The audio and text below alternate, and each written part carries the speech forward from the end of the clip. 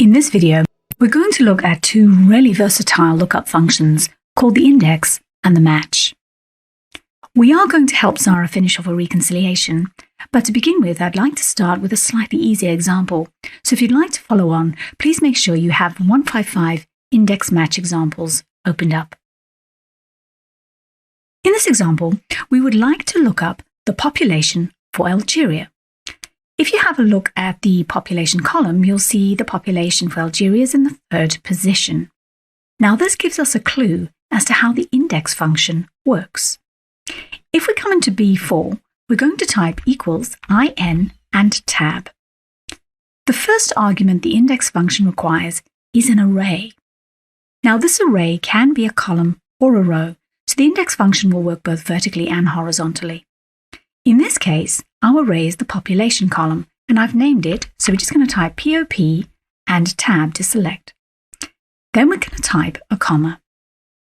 The next argument that the index requires is a row number. In other words, the position within that array. And we can see that Algeria's population is in the 3rd position. So I'm going to type a 3 and press enter. Too easy. There's our population for Algeria. So pretty straightforward really, except one small problem. If I come to Algeria and I actually change this, so it's on a drop-down list, and I say, actually, I want the population for Angola, you'll see it's not changing, and that's because I actually typed the 3 in. So obviously, we need a way of automating the process of determining the position. What I want to do is take the selected country and match it into my country data and return the position at which that country is found. So in other words, I'd like Angola to be found at position 5. Now the function that can help us with this is the match function. Click into C4 and we're going to type equals M and tab for match. Now the match is similar to a VLOOKUP in a way in that the first thing it wants is a lookup value. And our lookup value, the thing we're going to use to match, is our country. So click on A4 and type comma. We then need to provide it with a lookup array. But unlike the VLOOKUP, with the match, it can only be a single column or a single row. But again, it can work horizontally or vertically. Here, we want to match it into the country column, and I've called it CTRY, so I don't need to compete with all the counts. And then I'm going to type comma.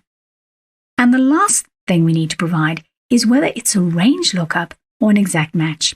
And of course, this is an exact match, so we type 0, and then we press enter. And as we would expect, it's found Angola at position 5. So now all we need to do is somehow combine our match with our index. And I'm going to show you a really easy way. I'm going to double click back into C4 and select everything except the equals and copy Ctrl-C, then press escape. Then come back into B4, double click, and we're going to replace this 3, so I'm going to delete it, with our match, so paste, Ctrl-V. What will happen now is the match will look up the appropriate row number, and then the index will return the value in that position in the population column. So when I press enter, there's my population for Angola, and if I come to my country selection and I choose Australia, there's my population for Australia. So while the index and match can work independently and can even be combined with other functions, we do typically find them working together. But that's not all we can do. The index will actually allow us to look up in 2 directions at the same time. To demonstrate, can I ask you to come to the next sheet, which is called 2? And here we're going to extend our example. Previously, we only worried about returning the population, but it's possible we could want to also get back the capital or the currency. And you'll see I've actually got this value on a drop-down as well. So we don't have to just get back population. The thing, though, is we're now going to not only have to determine which row the value is in, but also which column. So we're going to need another match. Now, we've already got a match function created for us in C4, returning our row number. What we're going to do is click into D4, and we're going to type equals M and tab to start a second match. The lookup value this time is the column header for the value I want to get back. So I'm going to click on population and type comma, and then I'm going to match that into my other column headings. And again, this is an exact match. And it'll find capital position 1 and population in position 4. So I press enter, and there's my column number. All that's left to do is to create the index function that will use this row number and this column number. So we're going to click into B4 and type equals IN and tab. Our array this time, however, is that whole block of data. So I'm going to start from B7 and drag to E7, and then press Ctrl-Shift down arrow to select all the values. I'm just going to scroll up so you can see what I'm doing. And I'm going to type a comma. The next argument the index needs is the row number. Now we could type the match in here, but you don't have to if you've got it sitting in another cell, which we do. So we're just going to click into C4. If you were only doing a one-way lookup, you only need to provide 2 arguments. But we're doing a 2-way lookup, so we're going to need to give it that column number as well. So we're going to type a comma. And we've got our column number calculated here. So I'm going to click on D4 and press enter. So there's our population for Algeria. But if I come and change population to be capital, there's our capital for Algeria.